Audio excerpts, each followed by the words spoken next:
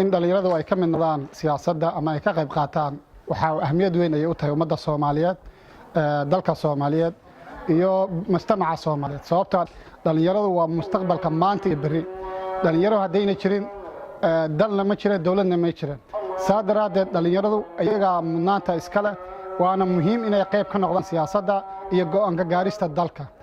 dhalinyarada kale oo iyaga la midka ah ee doorka ku jira ee baabiinaya dadkoodii kuwa dawladooda la joogaan inay xilalka siyaasadda xildhibaanada wasiirada ay ka mid noqdaan kuwaas ay tusaale u yihiin dhalinyaradu waxa u sameyn lahaa shaqo abuur meel isku keen lahaa ma wacyi gelin lahaa shaqo abuur siin lahaa maxay ahayd waxa kale u sameyn lahaa horumar markaas ay tigsadaan u sameyn lahaa أنا كمد وهذا أتاجن مشرحني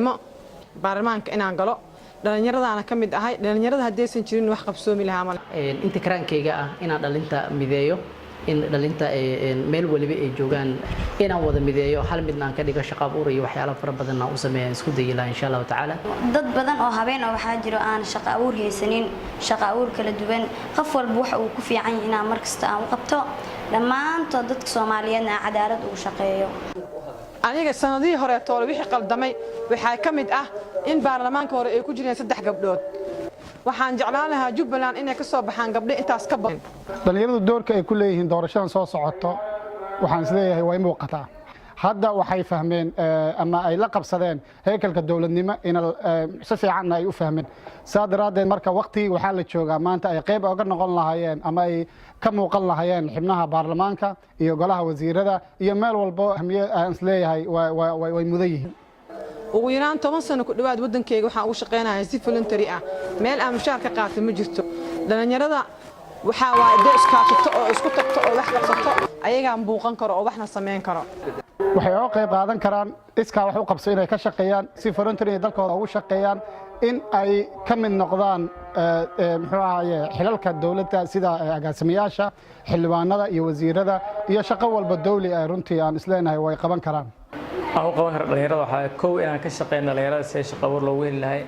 sida iyaga loogu abuur lahaa xarumo ay leeyihiin si lagu horumar lahaay iyo horumarinta dhalinyarada garaadkooda la horumariyo diburiska dalka ay qayb qaadan lahayn aan ka shaqeyn doonaa u doodna xuquuqda dhalinyarada ay leeyihiin sifa dhalinyarada Jubbaland ay yihiin kuwa mar walba helaya right-ka xuquuqda ay leeyihiin sifa kuwa banaanka joogan ee tusaale iyagu noqdaan wax kasta aan bedeli karnaa waxaan sameyn karnaa awareness wacyigelin badan aan sameyn karnaa waxaan sameyn karnaa iska wax u qabso maanta waxaan jeclaan in codkeena la tixgeliyo oo codkeena la ixtiraamo doorashooyinkii hore